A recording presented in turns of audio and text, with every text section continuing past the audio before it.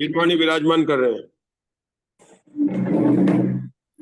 करी मधु षट द्रव्य गुण पर्याय योनि प्रमाणिका जड़ कर्म चेतन बंधु का और कर्म के अवसान का कह कर स्वरूप यथार्थ जग का जो उपकार है उसके लिए जिन वाणी माँ को वंदना शत बार है वंदना शत बार।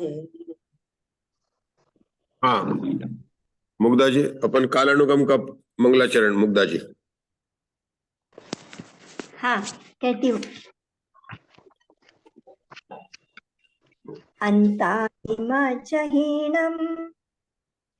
दशधसय चावदिहिरं पढ़मजिणम वोच्छम नमि ऊणंतर मणंतरुत्तुंग सन्नमयि दुर्गेझम। आचार्य दर्शन से उपदेश प्राप्त कर भूतबली और पुष्पदंत आचार्य ने षटखंडागम ग्रंथ की रचना की। षटखंडागम ग्रंथ के प्रथम 5 खंडों पर आचार्य वीरसेन स्वामी ने धवला टीका लिखी, जो 16 पुस्तकों में मूल सूत्रों के साथ में प्रकाशित हुई है। हम यहाँ पर क्रमशः पहली पुस्तक से स्वाध्याय करते हुए वर्तमान में हमारा यहाँ पर 5वीं पुस्तक जीव स्थान खंड है। पहला खंड उसकी पुस्तक है 5वीं, और उसमें विषय चल रहा है अंतरानुगम का। उस अंतरानुगम में भी एक जीव की अपेक्षा से और नाना जीव की अपेक्षा से जघन्य और उत्कृष्ट अंतर को बताया गया है। हमने पहले 1 से 20 सूत्रों में 14 गुणस्थानों में अंतरानुगम देखा। उसके बाद में 21 सूत्र से लेकर 35 सूत्र तक नरक गति की मार्गणा में नारकियों में जघन्य अंतर और उत्कृष्ट अंतर दोनों प्रकार से एक जीव की अपेक्षा से और नाना जीव की अपेक्षा से देखा। आज से हमारी यहाँ पर तिरंज गति की मार्गणा शुरू हो रही है। पृष्ठ संख्या आप लोग सब निकाल लीजिए। तिरंज गति की मार्गणा में हमारा शुरू करना। कौन सा? 31। हाँ तो चलिए, हाँ पढ़िए, सूत्र नंबर 35 पढ़िए। हाँ।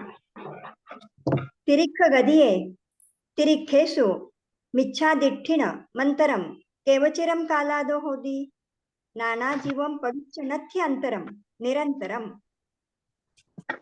तिर्यंच गति में, तिर्यंचों में मिथ्या दृष्टि जीवों का अंतर कितने काल होता है?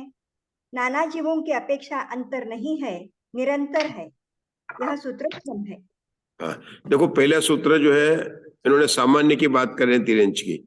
कुसुम जी सेठी, आपको याद होगा तिरंज गति में पहले अपन क्या सामान्य की बात करते हैं, और तिरंज जो गुणस्थान कितने होते हैं? 1 से 5 गुणस्थान होंगे। जब नरक की बात कर रही थी तो 1 से 4 गुणस्थान लिए थे, सामान्य लिया था, उसमें पृथ्वियों की भेद नहीं करके 4 गुणस्थान में लगाया था, बाद में पृथ्वियों की बात की थी। लेकिन मधु जी ग्वालियर तिरंज में कैसे करेंगे? तिरंज पे पहले सामान्य करेंगे तो 1 से 5 गुणस्थान लेंगे, बराबर। उसके बाद में क्या करेंगे? तिरंज सामान्य की बात कर ले तो पंचेंद्रिय तिरंज, पंचेंद्रिय तिरंज पर्याप्त, तिरंज योनिनी और लब्ध पर्याप्त वाली जो है बात करेंगे तिरंज। इस प्रकार से भेद से बात करते हैं आचार्य, बराबर। मधु जी ग्वालियर बराबर चल रहा है, ठीक है ना। अभी अपन सामान्य की बात चल रहे हैं। तो अभी हमारे मुग्धा जी ने सूत्र पढ़ा है, उसमें क्या बताया कि तिरंज गति। अब ऐसा तिरंज गति की बात कर रहे तो तिरंज गति में सदा जीव पाए जाएंगे, तो नाना जीव की अपेक्षा से कोई भी अंतर नहीं है, इसलिए निरंतर कहते हैं। पढ़िए मुग्धा जी, सूत्र नंबर 36।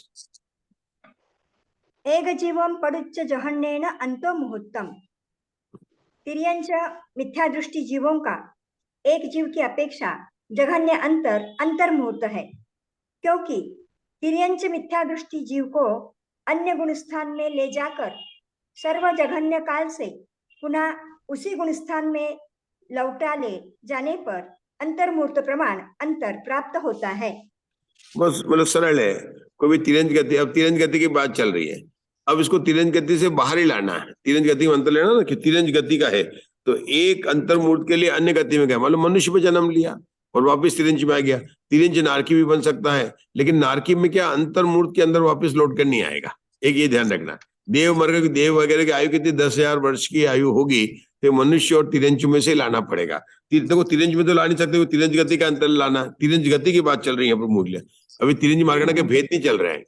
जब भेद चलेंगे तब एक मार्गणा के भेद से दूसरे मार्गणा में ला सकते हैं, लेकिन अभी क्या बात चली तिरंज गति की। तो तिरंज गति का अंतर राजुल जी क्या करना पड़ेगा, जगन्य अंतर घटित करना है। तो जगन्य अंतर कहां से घटित होगा, एक जीव की अपेक्षा से मनुष्य गति से ही घटित होगा, क्योंकि नरक गति से अंतर्मूर्त में कोई नहीं आएगा। ठीक है ना मुक्ता जी। तो उन्होंने लिया, चलो बात उन्होंने बताया, अंतर्मूर्त प्रमाण तक सर्वजन काल से गुणस्थान से लौटा। लेकिन ये तिरंज गति में इन्होंने मिथ्या दृष्टि की बात की, सामान्य तिरंज की बात नहीं की सूत्र में। किसकी बात की, सूत्र नंबर 36 पढ़ा ना विपिन ने। तो तिरंज में सामान्य मिथ्या दृष्टि की बात कर रहे हैं, तो तिरंज गति में ही लेना पड़ेगा, तिरंज गति के बाहर नहीं जाना पड़ेगा। क्योंकि तिरंज गति की मिथ्या दृष्टि की बात कर रहे हैं तो 1 से 5 गुण तिरिचान। तो अब यहाँ क्या करना पड़ेगा, गुणस्थान में परावर्तन करना पड़ेगा। वो गति नहीं करना अपने को कि गति का अंतर नहीं देख रहे हैं। तिरंज गति में पहला गुणस्थान मिथ्यात्व का गुणस्थान का अंतर करना। जो मैंने चर्चा प्रारंभ की थी वो की थी गति का अंतर, गति के अंतर की बात नहीं कर रहे हैं यहाँ पर। सूत्र में देखा ना अपन ने, तो क्या 36 में किसी बात कर रहे हैं, तिरंज गति में मिथ्या दृष्टियों का अंतर। तो मिथ्या दृष्टि का अंतर मतलब अन्य गुणस्थान में जाना चाहिए। अब मिथ्या दृष्टि के अंतर्भूत में आपको शासन तो ले ही नहीं सकते, लेकिन अन्य चौथे गुण स्थान में ले लो, सीधा सा चौथे गुण स्थान में गए, पांचवें में गए, सीधा लौट कर वापिस अंतर्मूर्त के अंदर आ गए। और जगन्य अंतर करना है तो ये तिरंज कैसा लेने वाला है, ये सादी मिथ्या दृष्टि लेना। जल्दी से चौथे गुण स्थान में गया, पांचवें में गया, लौट कर आ गया। इसको अगर अनादि मिथ्या दृष्टि लेंगे तो इसको प्रथमोषम सम्मत कराना पड़ेगा और काल बढ़ जाएगा। ये बात अपने को समझ में आती, कुछ समझे मधु जी का आती, ग्वालियर को। मतलब ये बात समझना है कि जगन्य अंतर घटित करना है तो सादी मिथ्या दृष्टि लेना, ताकि उसके 28 प्रकृति है, वहां पर गया, पूर्ण प्राप्त किया और आ गया। क्या फायदा हुआ उसमें, अपने को प्रथमोषम सम्मत करने का अंतर्मुत नहीं घटित हुआ। ठीक है, बहुत बढ़िया। 28 प्रकृति वाला है और बार बार, हाँ 28 प्रकृति वाला, हाँ बराबर। तीसरे में लेके जाके फिर पहले में लाए तो भी चलेगा ना, चलेगा, बिल्कुल चलेगा, बिल्कुल चलेगा। समय मिथ्यात्व का उदय आया, वापिस अंतर्मुख में आगे चलेगा। तीस चौथे में ले जाए, पांचवें में ले जाए, तीन दूसरे में नहीं ले जाना, बस दूसरे में जाता ही नहीं, इसलिए ले जाना कि जाता ही नहीं है ना, जाता ही नहीं उसके लिए। दूसरे में जाएगा, दूसरे में आने का ही पल्लव का संख्या तो भाग हो जाता है एक बार, है ना, और नीचे आता ही नहीं है, तीसरे में तो गिर कर आता। ठीक है, अब सूत्र नंबर 37 पढ़ लीजिए, फिर एक और पढ़ लीजिए मधु जी। फलिदोवमानि देशुनानि। तिर्यंच मिथ्या दृष्टि जीवों का एक जीव की अपेक्षा उत्कृष्ट अंतर कुछ कम 3 पल्योपम है। हाँ, इसका उदाहरण, इसका उदाहरण मोह कर्म की 28 प्रकृतियों की सत्ता वाला कोई एक तिर्यंच अथवा मनुष्य 3 पल्योपम की आयु स्थिति वाले कुक्कुट, मरकट आदि में उत्पन्न हुआ और 2 मास गर्भ में रहकर निकला। इस विषय में 2 उपदेश हैं। वे इस प्रकार है, तिर्यंचों में उत्पन्न हुआ जीव 2 मास और मुहूर्त पृथकत्व से ऊपर सम्यक्त्व और संयम को प्राप्त करता है। मनुष्यों में गर्भकाल से प्रारंभ कर अंतर्मुहूर्त से अधिक 8 वर्षों के व्यतीत हो जाने पर सम्यक्त्व, संयम और संयम को प्राप्त होता है। यदि दक्षिण प्रतिपत्ति है, दक्षिण, रुजु और आचार्य परंपरागत ये तीनों शब्द एकार्थक है। तिर्यंचों में उत्पन्न हुआ जीव 3 पक्ष, 3 दिवस और अंतर्मूर्त के ऊपर सम्यक्त्व और संयम को प्राप्त होता है।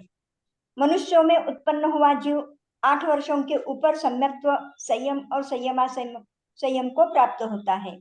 यह उत्तर प्रतिपत्ति है। उत्तर, अनुरुजु और आचार्य परंपरा से अनागत ये तीनों एकार्थवाची है। देखो ये 2 शब्द आते हैं, उत्तर और दक्षिण प्रतिपत्ति, और ये शब्द अपने तीसरी पुस्तक में भी पढ़ा था। कहाँ पढ़ा था, उत्तर दक्षिण प्रतिपत्ति में है। जो अपन 3 कम 9 करोड़ गुणस्थान की मुनि की संख्या निकालते ना, संयुति 9 संयत की, 6ठे गुणस्थान से लेकर 14 गुणस्थान तक जो 9 संयत है, उसमें 3 कम 9 करोड़ मुनि राज है। उसकी दूसरा मत भी, उसमें कुछ संख्या में कुछ कम है, तो करोड़ों में, लेकिन कुछ संख्या में मत है। इस प्रकार आचार्य के जब 2 मत होते हैं तो उसको बोलते हैं। तो यहाँ पर भी 2 मत प्रस्तुत किए गए। हमारा सूत्र नंबर 37 अंतरानुगम में चल रहा है, तिरंज गति में चल रहा है, और तिरंज गति में एक जीव की अपेक्षा से उत्कृष्ट अंतरानुगम की बात चल रही है। तो एक जीव के मिथ्या दृष्टि का अंतरानुगम लेना है, यानी उसको अन्य गुणस्थान में भेजना है और वापस मिथ्या तो गुणस्थान में लाना है। लेकिन उसको अधिक से अधिक जो है अन्य जगह कहाँ पर रखना है कि अन्य मतलब अधिक से अधिक आयु वाले स्थान पर रखना है, लेकिन उसकी तिरंज गति चेंज नहीं होनी चाहिए, क्योंकि तिरंज गति बदल गई तब तो नहीं चलेगा। अब तिरंज गति करेगा और उसको मिथ्यात्व गुणस्थान से ऊपर के गुणस्थान में ले जाना है। क्या होगा, एक केंद्रीय से लेकर असंगी तक अगर अपन इनमें जाएंगे तो तुमने पहला गुणस्थान होगा अंतरानुगम, कैसे घटेगा, नहीं घट पाएगा। मतलब आप नीचे लेंगे तो नहीं, तो किस में घटेगा, पंचेंद्रिय होना चाहिए, ताकि पंचेंद्रिय होना चाहिए, पंचेंद्रिय संगी होना चाहिए। पंचेंद्रिय असंगी तक की तो बात अपन ले ही नहीं सकते हैं, क्योंकि उनमें तो आपका एक ही गुणस्थान होगा हमेशा के लिए, उनमें गुणस्थान परिवर्तन होता ही नहीं होता, एक जीव की अपेक्षा से।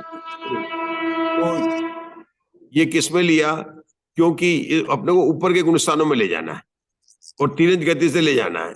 तो इनको कौन सा लिया उन्होंने, पंचेंद्रिय लिया। तो मिथ्या दृष्टि में अपने भोग भूमि की आयु उत्कृष्ट है, मतलब कोई भी तिरंज गति का जीव भोग भूमि में उत्पन्न हुआ, बस ये ध्यान रख लेना। भोग भूमि में उत्पन्न हुआ और मार्गणा अपने तिरंज की चल रही है, तो उत्पन्न हुआ मिथ्या दृष्टि, इसको सम्यक दृष्टि बनाना है और फिर अंत में वापिस उसको मिथ्यात्व में लाना है। तो कब लाएंगे कि अंत में लाएंगे, लेकिन हमको चूंकि उत्कृष्ट अंतर घटित घटना है, मतलब इसको क्या है कि अधिक से अधिक काल तक इसको चौथे, पांचवें या तीसरे अन्य गुणस्थान में रखना। तीसरे गुणस्थान में इतने काल तो रहेगा ही नहीं रहेगा, वो अधिक से अधिक कैसे रहेगा, चौथे या पांचवें में रखने का, इस गुणस्थान में अपने को रखने का अधिक से अधिक, ठीक है ना। तो पांचवें में नहीं रखना है क्योंकि 3 पन्ने करना है ना, तो 5वें में नहीं रख सकते। 5वें में रख ही नहीं सकते, 5वें में एक पूर्व कोटि होगी, तो अपने को 3 पल्ले रखना है तो केवल भोग भूमि की आयु लेनी पड़ेगी और वहां पर 1 से 4 गुणस्थान हो सकते हैं। तो अपने को बस एक ही ऑप्शन रह गया है, कौन सा रह गया है, कि केवल चौथा गुणस्थान रहेगा। भले वो एक अंतर्मुठ के लिए आए, बस मिथ्यात्व में हो सकता है कि चौथे से तीसरे में, तीसरे चौथे में आए, लेकिन अधिक काल चौथे में गिरेगा, ऐसा हो सकता है कि वो आ सकता है।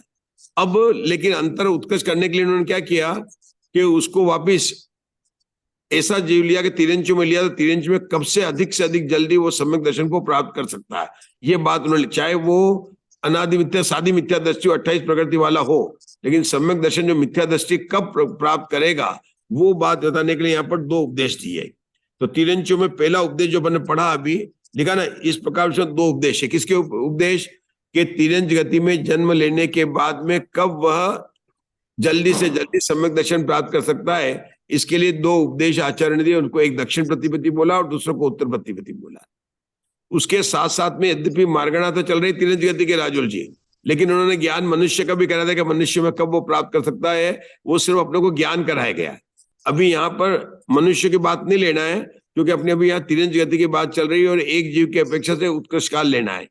तो बात ये कहाँ घटेगा, भोग भूमि में घटेगा। तिरंज क्या घटेगा, 3 पल्ले को मतलब उत्तम भोग भूमि है, उसको ले जाकर जल्दी से जल्दी उसको सम्यक दर्शन प्राप्त कराना। तो पहला मत में उन्होंने कब बोला, उन्होंने कि 2 मास और मूर्त प्रतकत्व से ऊपर सम्यक तो सेमा स्वयं को प्राप्त कर सकता है। सम्यक तो ये यहाँ बात अपने को लेनी नहीं 3 पल्ले में, क्योंकि संयम स्वयं प्राप्त करेगा तो 5वां गुणस्थान पूर्व कोटि वाला आ जाएगा। सिर्फ यहाँ पर बता रहे हैं कि कब प्राप्त कर सकता, बस ये यहाँ पर मनुष्य गति की बात आ रही है, संयम स्वयं की बात आ रही है, लेकिन 3 पल्ले का उत्कृष्ट घटाने के लिए भोग भूमि में ही लेना है। यहाँ पर इतना लेना कि वहां पर जाकर 2 मास के अंदर कुछ और मूर्त प्रतकत्व 3 से 9 मूर्त के अंदर इतने अंतर पर सम्यक को प्राप्त कर सकता है, और प्राप्त करेगा तो उसका अंतर शुरू हो गया और फिर अंत में वापस उसको मिथ्यात्व में लिया है तो अंतर समाप्त हो जाएगा। इस प्रकार 3 पल्ले पर घट जाएगा। जल्दी से जल्दी कब प्राप्त कर सकता है, इसके लिए दूसरा मत भी बताया। वहां साथ साथ में उन्होंने बता दिया, जो नीचे लिखा तिरंज 3 पक्ष 3 दिवस और अंतर्मुहूर्त, मतलब दूसरा मत है कि किस कब वो सम्यक दर्शन जल्दी जल्दी कर सकता है। इस प्रकार से 2 मत अपने को आचार्य ने यहाँ पर प्रस्तुत किए। बस इतना ही यहाँ पर जानना था। एक होता है अंतर घटित करना कस्तूरी जी, और एक होता है कि आगम की बात कि अधिक से अधिक घटाने के लिए कब जल्दी से जल्दी कब जो है सम्यक दर्शन को प्राप्त कर सकता है। बस 2 बातें। अंतर घटाने के लिए कहा है कि पहले ये अंतर अपने को एक जीव की अपेक्षा से घटाना है तिरंज में, और उत्कृष्ट घटाना है। तो भोग भूमि में ही उत्कृष्ट आयु 3 पल्ले की होगी। मिथ्या दृष्टि लिया, उसको मिथ्यात्व से सम्यक में जब बनाएंगे तो उसका अंतर शुरू हो जाएगा, और वापिस जब अंत में लंबे काल तक उसको सम्यक में रखना और अंत काल में वापिस उसको मिथ्यात्व में लाना, तो उसका क्या हो जाएगा, कुछ कम 3 पल्योपम हो जाएगा। अब कुछ कम 3 पल्योपम में आचार्य ने हमको एक और विशेषता बता दी कि जल्दी से जल्दी कब सम्यक दर्शन प्राप्त कर सकता है कि 2 जैसे मनुष्य में तो क्या होगा, कम से कम 8 वर्ष का होना चाहिए तब लेगा, लेकिन यहाँ पर तो क्या है कि 2 मास के बाद में भी वो कुछ प्रथगत मुद्र कर सकता है। अन्य पक्ष है उसमें अंतर बताया गया, जल्दी प्राप्त कराना ये इनका उद्देश्य। ठीक है, अब आगे पढ़ रहे पुनः। पुनः मुहूर्त पृथुकत्व से विशुद्ध होकर वेदक सम्यक्त्व को प्राप्त हुआ। पश्चात अपनी आयु के अंत में आयु को बांधकर मिथ्यात्व को प्राप्त हुआ। पुनः सम्यक्त्व को प्राप्त हो काल करके सौधर्म ऐशान देवों में उत्पन्न हुआ। इस प्रकार आदि के मुहूर्त पृथुकत्व से अधिक 2 मासों से और आयु के अवसान में उपलब्ध 2 अंतर मुहूर्तों से कम 3 पल्योपम काल मिथ्यात्व का उत्कृष्ट अंतर होता है। इसको उन्होंने सौधर्म में ईशान देव में भेजा है, इसलिए वापस इसको सम्यक दर्शन बना दिया अंत में। मतलब इसका अंतर भी समाप्त कर दिया, फिर मिथ्यात्मा के अंतर समाप्त किया और अंत में फिर वेदक सम्यक दर्शन प्राप्त किया। एक ध्यान रखना, ये यहाँ पर वेदक सम्यक दर्शन को लेकर ही बात की गई है, क्योंकि उससे ही जल्दी हो सकता है, प्रथमोषम सम्यक को नहीं बात कर रहे हैं यहाँ पर। चलिए आगे चलिए। इस प्रकार ये बोल लिया, पढ़ लिया, आगे अपना आगे पढ़ो। हाँ, अब सूत्र नंबर 38 कौन पढ़ेगा? ये पढ़ लीजिए, कस्तूरी जी पढ़ो सूत्र नंबर 38। शासन सम्मादिट्ठी बहुरे जावद गर्वित जरा म्यूट करिए जी, म्यूट करिए। मंजुला जी म्यूट कर लीजिए, मंजुला जी म्यूट कर लीजिए। शासन सम्मादिट्ठी बहुरी जाव संजदा संजदा ओघम। हाँ, अभी जो एक मिनट जो ज्वाइन किए, एक मिनट प्रश्न बता दें। अभी आशा बहन वगैरह भी ज्वाइन किए हैं, उनको सबको प्रश्न क्या होता है? पेज नंबर 33 धवला पुस्तक 5 पर चल रहा, पेज नंबर 33 पर निकालना आप लोगों को।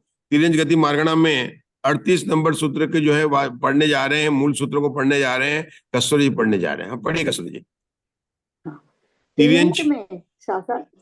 त्रियंच में सासाधन सम्यक दृष्टि से लेकर संयता से यद्गुणस्थान तक का अंतर ओ के समान है। हाँ, मतलब वो दूसरा, तीसरा, चौथा और पांचवा, तिरंज गति में 5 ही गुण स्थान होते हैं। सर उन्होंने मिथ्यात्व वाले को अलग निकाला, और क्योंकि अंतर क्या हो गया, ये सब भव्य जीव है, वो सब अभव्य और भव्य दोनों जीव थे। ठीक है ना? चलिए, वहां भी थे, मतलब वहां पर दोनों थे। हाँ, क्योंकि ओ के इन 4 गुणस्थान संबंधी नाना और एक जीव के जगन्य और उत्कृष्ट अंतर कालों में से त्रियंच गति संबंधी इन्हीं 4 गुणस्थानों संबंधी नाना और एक जीव के जगन्य और उत्कृष्ट अंतर कालों का कोई भेद नहीं है। वह इस प्रकार है। सासाधन सम्यक दृष्टि जीवों का अंतर नाना जीवों की अपेक्षा जगन्य से एक समय और उत्कर्ष से पल्यों के असंख्यात का वह भाग है। हाँ, मतलब अपन ये दूसरे और तीसरे गुणस्थान की हर समय बात करते हैं, नाना जीव के और एक जीव की, वो क्यों वही यहाँ पर बात होने वाली है। सिर्फ एक ही बात मैंने जो अभी बोलने के लिए जो अपन कर रहे थे ना, इस सूत्र के नहीं, इस सूत्र के पहले सूत्र की बात कर रहे हैं। तो पहले सूत्र में जो मैंने बोला था ना, पहले गुणस्थान में भव्य अभव दोनों होते हैं, लेकिन अभव्य की अपेक्षा से अंतर नहीं घटेगा, क्योंकि उसका तो एक पहला गुणस्थान ही रहता है। तो मतलब थोड़ा सा ध्यान रखना, अंतर घटा तो केवल भव्य जीव की बात है। और वेदक सम्यक दृष्टि इसलिए लिया, मतलब 28 प्रकृति वाला इसलिए लिया कि अंतर घटित करने के लिए जल्दी से जल्दी उसको सम्यक दर्शन की प्राप्ति कराना। वैसे प्रथमोषम सम्यक भी प्राप्त कर सकता है, लेकिन वहां पर नियम से भव्य जीव ही लेना है, क्योंकि उसको सम्यक दर्शन प्राप्त करा के अंतर को घटेगा। काल और अंतर में ये अंतर पड़ जाती है। अगर काल घटित करना होता ना, तो वहां पर तो भव्य अभव्य मिथ्यात्व, मतलब जितने काल तक रह सकता है ना। क्या अभव्य का तो काल ही अनंत काल होगा, काल भी लेंगे तो अनंत काल तक होगा, क्योंकि उसका तो गुणस्थान ही एक होता है। तो ये अंतर जब भी करेंगे तो ये हमेशा जो सादी मिथ्या दृष्टि को लेकर ही करेंगे। ये बात इन्होंने कालानुगम में स्पष्ट में पहले ही बात कर दी थी कि सारे विकल्प जो है सादी मिथ्या दृष्टि को लेकर ही बात की। अब यहाँ पर जो अभी कस्तूरी जी ने सूत्र पढ़ा, वो कौन सा पढ़ा? सूत्र नंबर 38 आशा बहन। इसमें दूसरे और तीसरे गुणस्थान किए। दूसरे तीसरे गुणस्थान में कहीं भी कोई अंतर नहीं आ रहा। पहली बात क्या है, जीव भव्य है, क्योंकि भव्य जीव को दूसरे से लेकर आगे के गुणस्थान होते हैं। बात अपने को समझ में आ गई, ठीक है ना? मधु जी ग्वालियर समझ में आ गए ना? भव्य जीव को दूसरे से 14 गुणस्थान होंगे। अब यहाँ तो केवल तिरंज गति के बाद 5 गुणस्थान, दूसरा, तीसरा, चौथा और 5वां गुणस्थान ले रहे हैं। दूसरा और तीसरा को साथ में ले रहे हैं। दूसरा और तीसरा में नाना जीव की अपेक्षा दोनों सांतर मार्गणा का गुणस्थान है। तो एक जीव की अपेक्षा से, नाना जीव की अपेक्षा से जगन्य अंतर एक समय और उत्कर्ष अंतर पल्ले का असंख्यात भाग। अपन ने मंदिर का उदाहरण देके देखा था कि कितने काल तक नहीं आएगा, पल्ले के असंख्यात भाग काल तक कोई भी जीव नहीं आए, तो उसका अपने को समझ लेना चाहिए। किसके अंदर? सासादान और नाना जीव की अपेक्षा।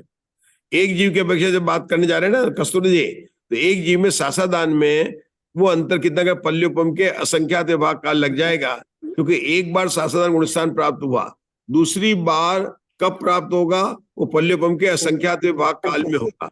क्योंकि एक जीव सम्यक जब दूसरे गुणस्थान से गिरकर आया है तो उसका पल्योपम के असंख्यात विभाग काल तक, उसके पहले पहले तक वेदक सम्यक काल रहता है।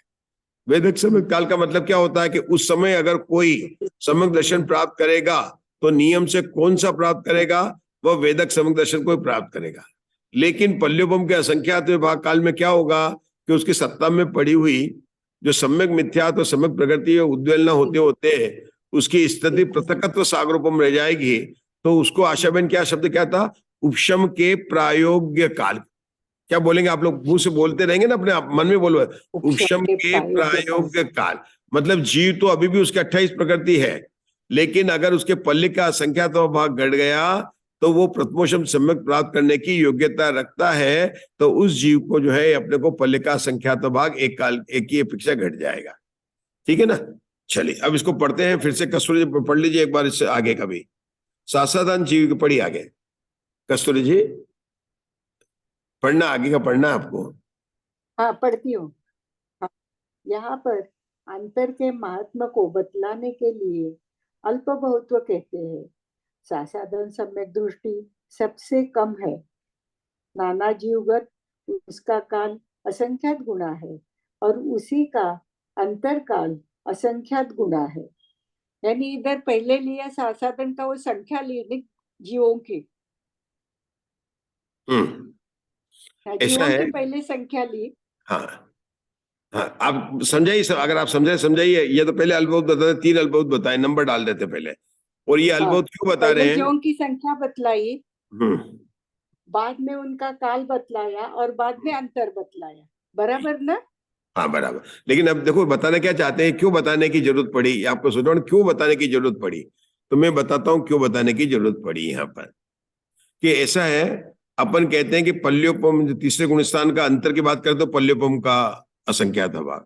और जब हमने तीसरी पुस्तक पढ़ी थी तो इन गुणस्थानों में जीव कितने होते हैं कि दूसरे तीसरे चौथे और पांचवें में सब में जीव कितने होते हैं? पल्योपम के असंख्यात भाग होते हैं।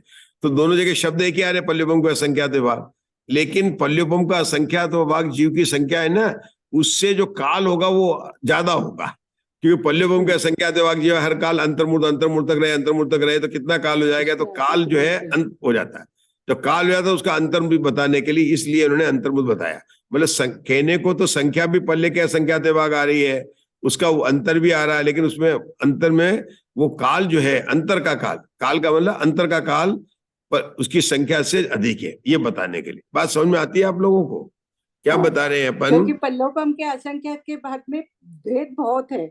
बहुत बहुत भेद है वो, कस्तूरी जी। हाँ, और ये समझा क्यों रहे, क्योंकि अपने हर जगह क्या बात आती है, पल्योपम का असंख्या, संख्या बोलते हैं तब भी पल्योपम का असंख्यात भाग, काल भी बोलते हैं तो पल्योपम का असंख्यात भाग। तो काल क्या दिखाते हैं कि लगातार कोई जीव आए, लगातार कब तक आते रहे कि पल्योपम के असंख्यात भाग काल तक आए, फिर अंतर पड़ गया, मान लो ऐसा बोला।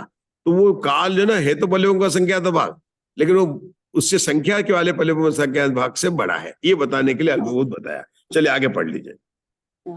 यह अल्प बहुत्व ओघादि सभी मार्गणाओं में सासाधन सम्यक दृष्टियों का कहना चाहिए। सासाधन सम्यक दृष्टि जीवों का अंतर एक जीव की अपेक्षा जघन्य से पल्योपम का असंख्यात्वा भाग है। इस काल के साधक उपदेश को कहते हैं। वह इस प्रकार है, रस जीवों में रहकर जिसने सम्यक्त्व और सम्यक मिथ्यात्व इन दो प्रकृतियों का उद्वेलना किया है, वह जीव सम्यक्त्व और सम्यक मिथ्यात्व की स्थिति से के सत्व रूप सागरोपम पृथकत्व के पश्चात उपशम सम्यक्त्व को प्राप्त होता है। यदि उससे ऊपर की स्थिति रहने पर सम्यक्त्व को ग्रहण करता है तो निश्चय से वेदक सम्यकत्व को ही प्राप्त होता है। और एकेंद्रिय में जाकर के जिसने सम्यक्त्व और सम्यक मिथ्यात्व की उद्वेलना की है। एक मिनट उलट रही है। आपके पास पुस्तक आई आशा बहन? अभी के नहीं पढ़ सकते, अभी भी आपका नहीं पढ़ने का भी? उद्वेलना की है। अच्छा ठीक है, सुनिए है ना। वितुलना की है, वह पल्लोपम के असंख्यातवें भाग से कम सागरोपम काल मात्र सम्यक्त्व और सम्यक मिथ्यात्व का स्थिति स्वत्व अवशेष रहने पर त्रस जीवों में उत्पन्न होकर उपशम सम्यत्व को प्राप्त होता है। इन स्थितियों से कम शेष कर्म स्थिति उद्वेलन काल चूंकि पल्योपम का असंख्यात्वा भाग है, इसलिए सासादन गुणस्थान का एक जीव संबंधी जगन्य अंतर भी पल्योपम के असंख्यात्वे भाग मात्र ही होता है। हाँ, जो अपन हमेशा बात करते हैं उसको उन्होंने आचार्य ने फिर समझाया। क्या बोला कि एक जीव अगर एक बार सासादान गुणस्थान में सम्यक को प्राप्त कर लिया और सासादान में आया गिरकर, मतलब किसी अनादि मिथ्यादस्ती जीव ने एक बार सम्यक प्राप्त किया और वो गिरकर दूसरे गुणस्थान में आया, तो कोई पूछे कि फिर कब दूसरे गुणस्थान में कब आएगा, कि दूसरे गुणस्थान में जल्दी से जल्दी भी आएगा तो उसको पल्योपम का असंख्यात भाग काल लगेगा। उसी को आचार्य देव ने यहाँ पर जो अपन ने बताया था ना, वो बताया। एक शब्द यहाँ पर प्रयोग किया, त्रस जीव। क्या यूज किया? त्रस जीव। कहां पर यूज किया? लाइन नंबर उसके अंदर यूज किया। त्रस जीव को यूज किया कि त्रस जीव के अंदर पृथक सागरोपम की स्थिति शेष रहने पर वो सम्यक को प्राप्त कर लेता। अगर वो स्थावर का होता तो स्थिति और भी कम हो जाती है, वो बात अलग है। वो बात यहाँ पर भी आ नहीं रही है, इसलिए उन्होंने त्रस जीव का लिया, क्योंकि पृथकत्व सागरोपम स्थिति रह जाती है तब उसकी रह जाती है, ये उन्होंने बताया है ना। स्थिति शत्रु कितना है? सागरोपम पृथकत्व, इतनी स्थिति रह जाए किसकी? सम्यक मिथ्यात्व की और सम्यक प्रकृति की, तब वह सम्यक दर्शन को प्राप्त करता है प्रथमोषम, और फिर गिरकर आता है तो उसका अंतर समाप्त हो जाता है। इस प्रकार से यहाँ पर बात हुई है। अब रुकेंगे, अब ममता जी दोषी पढ़ने का आगे सासादान गुणस्थान उत्कर्ष अंतर की बात कर रहे हैं। ममता जी दोषी। हाँ, सासादान गुणस्थान का एक जीव संबंधी उत्कृष्ट अंतर देशों अर्धपुद्गल परिवर्तन प्रमाण है, पर यहाँ जो विशेष बात है उसे कहते हैं। अनादि मिथ्या दृष्टि एक तिर्यंच तीनों करणों को करके सम्यक्त्व को प्राप्त होने के प्रथम समय में अनंत संसार को छेद कर और अर्धपुद्गल परिवर्तन प्रमाण करके उपशम सम्यक्त्व को प्राप्त हुआ और सासादन गुणस्थान को गया। पुनः मिथ्यात्व को जाकर और अंतर को प्राप्त होकर अर्धपुद्गल परिवर्तन परिभ्रमण करके द्विचरम भाव में पंचेंद्रिय तिर्यों में उत्पन्न होकर और मनुष्यों में आयु को बांधकर तीनों कर्णों को करके उपशम सम्यक्त्व को प्राप्त हुआ। पुनः उपशम सम्यक्त्व के काल में मनुष्य गति के योग्य आवली के असंख्यात्वे भाग मात्र काल के अवशेष रहने पर सासादान गुणस्थान को प्राप्त हुआ। इस प्रकार से उक्त अंतर लब्ध हो गया। अवली के असंख्यात्वे भाग मात्र काल सासादन गुणस्थान में रहकर मरा और मनुष्य हो गया। यहाँ पर 7 मास गर्भ में रहकर निकला तथा 7 वर्ष और अंतर्मुहूर्त से अधिक 5 मास बिताकर वेदक सम्यक्त्व को प्राप्त हुआ। पुनः अनंतानुबंधी क्षय का विसंयोजन करके दर्शन मोहिनी का क्षय कर अप्रमद प्रमद पुनः अप्रमद हो पुनः अपूर्वकरण आदि 6 अंतर्मुहूर्तों से निर्वाण को प्राप्त हुआ।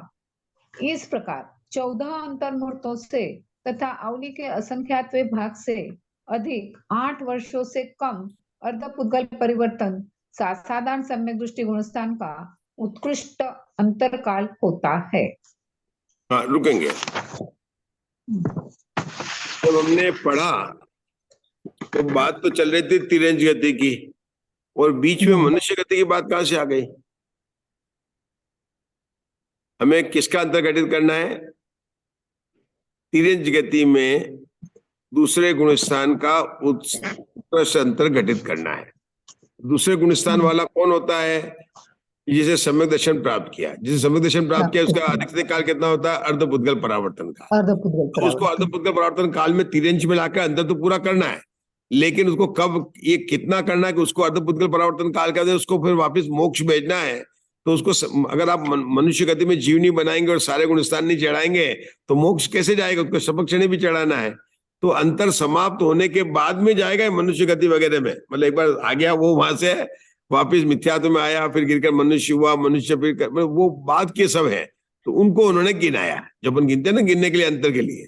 इसलिए कभी अपने को सोचने में ऐसा मत सोचना कि मनुष्य गति कहाँ आ गई। मनुष्य गति नहीं, अंतर तो उसका तिरंज गति में पूर्ण करना। मतलब तिरंज गति में सासादान था, उत्कर्ष करने के लिए तिरंज गति में अर्धपुद्गल परावर्तन काल तक रहा और वापिस तिरंज गति में सासादान गुणस्थान में आ गया, मतलब तत्वशम समझ करके।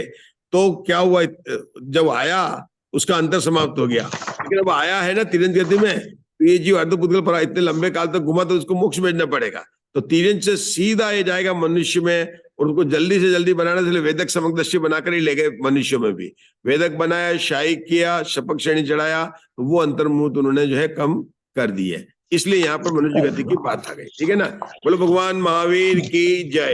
अपन पूरा लॉगिन करने वाले हैं। बोलो शतकंडागम ग्रंथाधिराज की